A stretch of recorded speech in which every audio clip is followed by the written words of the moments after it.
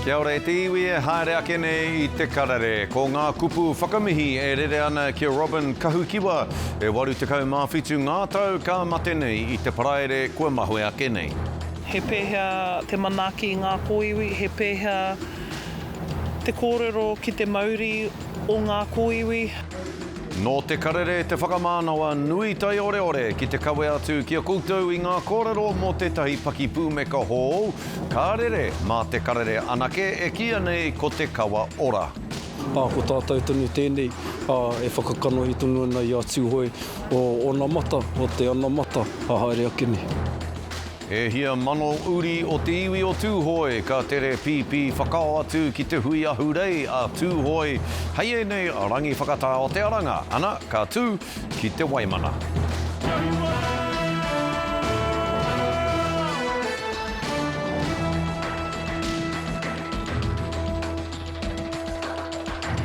Kei ngā kai wāwāhi I ngā tū watawata o ngā pātau wārai o te wā tēnā koutou katoa.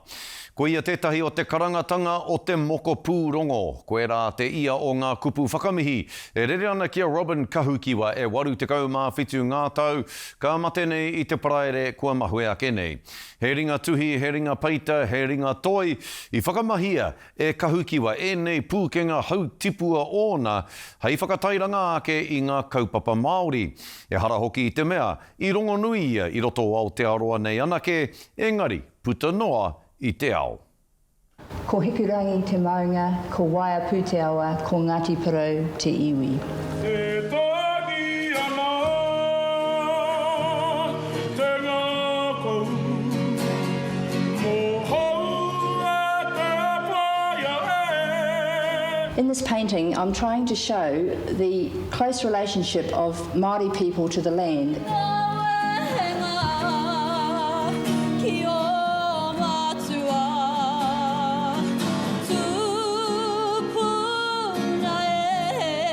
He taniwha kei roto I taku awa. I tētahi wā ka rere whakararo māua ki te poho o Papa Tuanuku. Ko tā mātou mahi hei tautoko ia ia, ko mātou ngā huruhuru mō ona waiwai. I runga I te whakatauki e kore te kumara e kōrero mō tōna reka, ko mātou ona kai kōrero.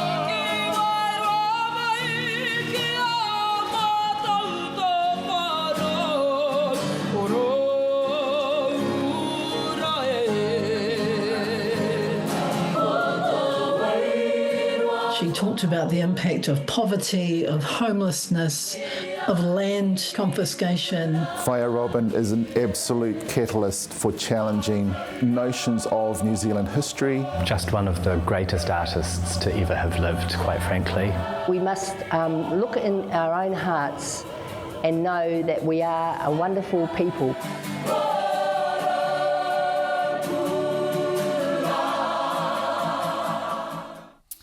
Ka te iwi, nō te karere hoki te whakamānawa nui tai ore ore nei.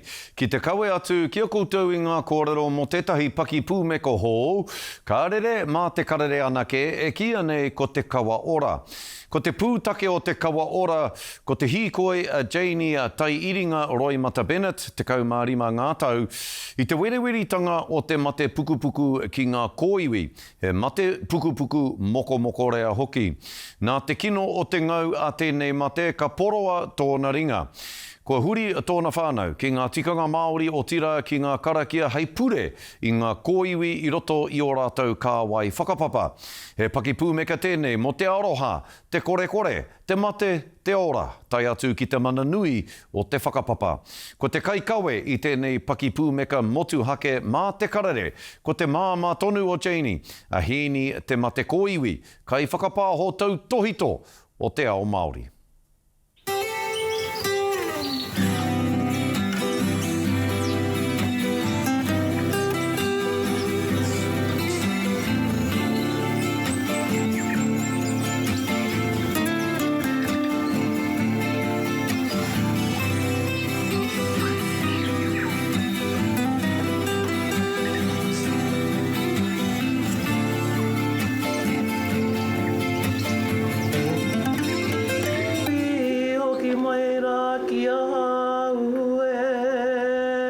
kia noho mai ngā kōiwi me mātou e mārama tonu ai mātou me aha. He mate pukupuku kei taku tamāhine, he momo māwiwi kei taku tamāhine, ana ko te aronga o i te nui ngō te wā, ko te aro ki tōna ora. I te rānei i haere mātou ki te tiki i tāna ringaringa he ko tahi tau, te roa e noho ana i roto i te hohipera, i te taha i ngā kaitiaki o te hohipera. E tō mātou i te rangi kia tapu tau ingoa. Ko etahi tino kōrero a o mātua tupuna, ko te kōiwi tētahi tino taonga kia rātou.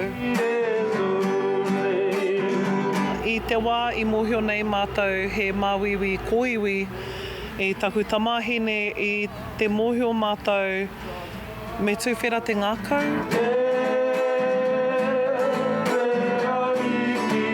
E taimahana i runga no i te mōhio ko ea te taha ki te tiki i te kōiwi.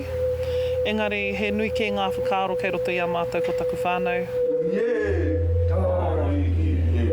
He pēhea te manaki i ngā kōiwi, he pēhea te kōrero ki te mauri o ngā kōiwi, he pēhea te whakahoki mai i tēnei taonga ka noho nei i roto i taku whānau ake.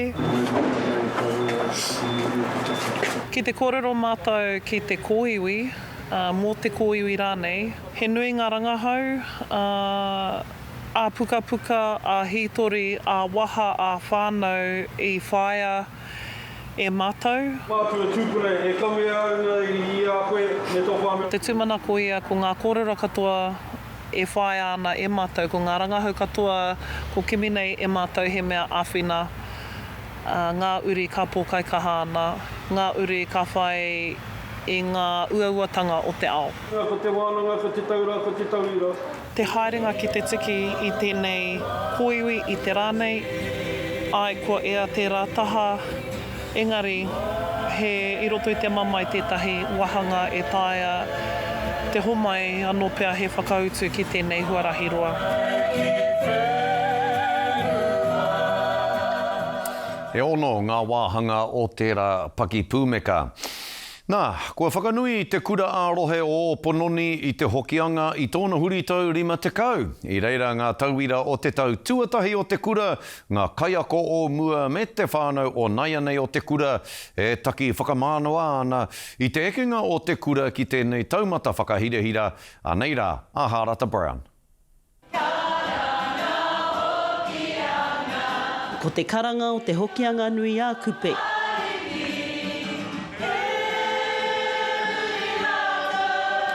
Ki ngā whānau o te kura takiwa o Pononi. Te wā e taku tamaititanga ki te kura nei, e whakahononga a kia mau te piringa ko ngā mea katoa e kitea. Nā, e kitea ara i te iru, e kitea newa, a kitea i te whanga o hokianga. I roto i ngā 50 tau kua huri ake nei, kua tino pua wai ngā tamariki i tai tuatahi mai te timatanga, kua kaumātua rātou, kua tūpuna, kua tukuna mai wā rātou mokopuna me wā rātou tamariki ki tēnei kura ki ako tonu i ngā ahotanga o te kāinga.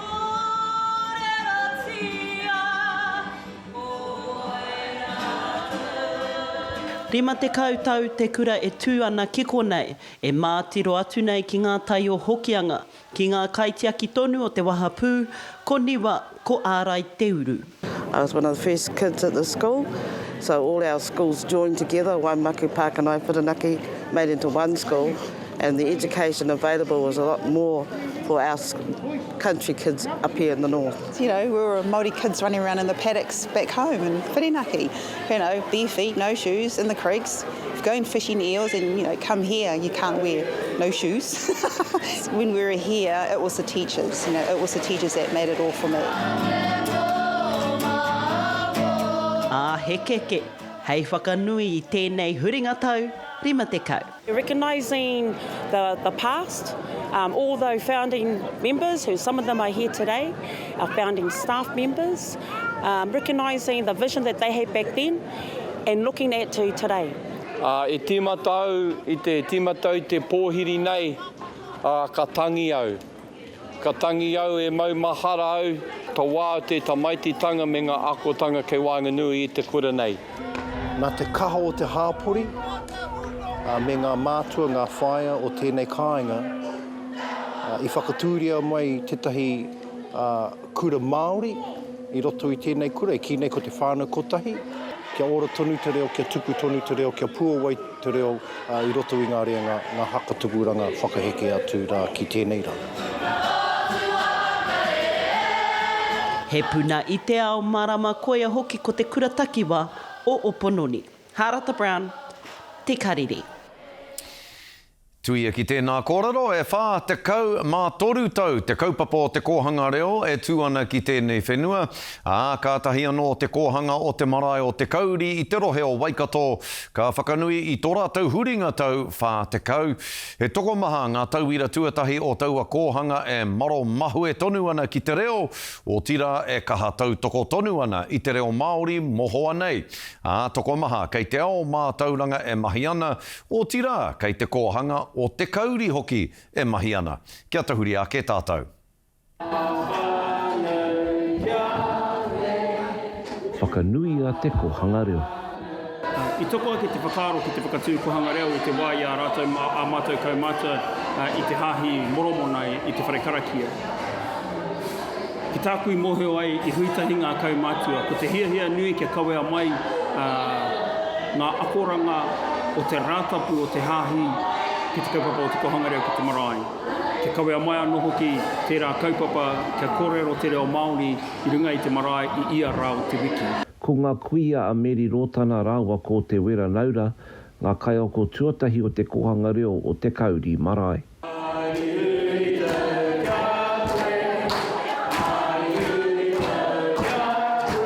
Ne, ko ngā uri i puta i te kohanga reo, koira kēpia te tohu. Mehe mea ko te reka o te reo, ko te rere o te reo, ko te Māori o te reo e whakamahi ana e tērā reanga i puta tuatahi i ngā kōhanga reo. Koira pia te ine mehe mea i whai hua te kaupapa o te kōhanga reo. Ko te poi te reo Māori me ngā uri o te kauri marae me te tātaki i tō rātau kōhanga reo ki tua te whainga. He nui ngā maharatanga o te kōhanga reo nei. He nui ake te kaupapa i te kōhanga reo. Maroto mai ngā koranga o te kohanga reo, ka tipo mai anō te hiaka i roto i te tangata kia ārero Māori. Maroto mai te kaupapa o te kohanga reo, i tipo mai anō te hiaka o te hunga e whakapapa mai ana ki te kauri marae, e whakapapa mai ana kia Ngāti Whāwhākia, kia hoki mai ki te marae. Kei te kohanga reo tonu e mahi ana, me te aki ngā tauira, te whai i o ngā tapu ai.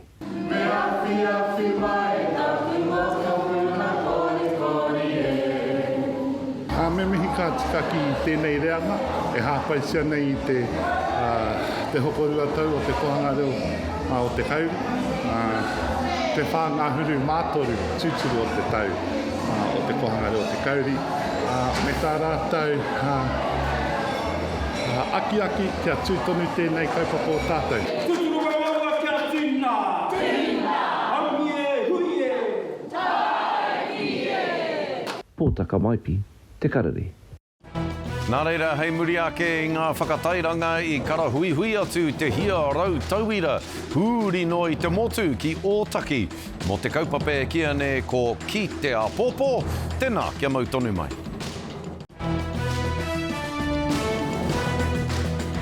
Hoki mai anō ki te karare i karahui atu te hia rau tauira huri noa i te motu ki Ōtaki mo te kaupape kia ne ko Ki Te Apopo.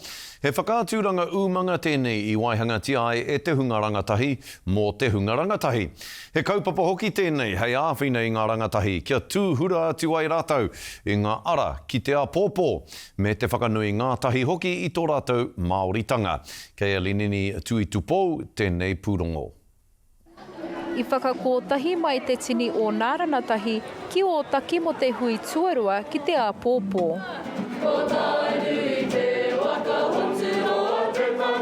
Nā ranatahi tonu te hui I whakahaere, he tohu kua timata ke te mahi ranatira. I whai wāhi mātou te rōpurangatahi a te raukura ki te tau te wānanga o Raukawa e āta whakarite I tēnei rā kia puta e nei hua. Ko e nei hua, kia tū wheranata tau mo te reanga e heke mai nei. Hea tāhua te rangi nei, kua rongo I te kotahitanga me ngā kura katoa I tēnei rohe. Neke atu I te toru te kau ngā kai whakarato o tēnā, hei aha, hei whai mā e nei ranatahi te ara tika mō rātou. Tae ana te mahi ngā mea katoa. Mā te pūmau ki a koe anō, kai ai ko ngā mahi katoa. Waimari e hoki I tai mai ētahi o nā kai waiata rononui rawa pērā I a Brother Roz. I come from a background of youth mentoring, social working background, so I'm very passionate about helping rangatahi find their way. Me Israel Star e aki ana I nā ranatahi I roto I o nā ke waiata. You know, that's kind of my purpose within music, is to put a message in the music, so to spread positivity and uplift the consciousness of our people. That's what it's all about for me. Ko nā ranatira o a pōpō e tau toko hiana e nā pakeke o nāia nei. Ka mihi ki te wāhi nei. Te whakaro a tātanei tūpuna ki a whakatū ai tēnei momo wānanga. Ki roto I tēnei hāpuri iti nei. Ko nā ranatahi mo a pōpō, ko nā ranatira o nāia nei. Lineni tu I tupō, te karere. He karema hei muri ake I te whakatā poto ka haere tonu tā te karere wānanga I ngā kaupapa nui o te rānei kia I ta tonu mai. Taki hoki mai anō ki te karere e tiwi e whai ake nei ko ngā tohu huarere.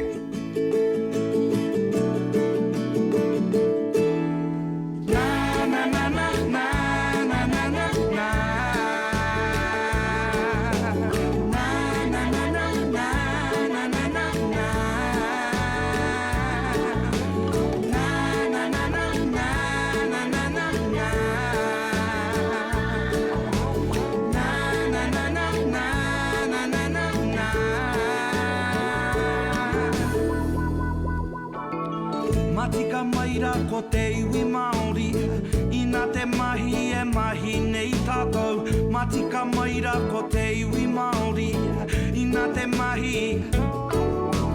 Ka marana ake ahau, ka titiro atu ki te moana. Ka marana ake ahau,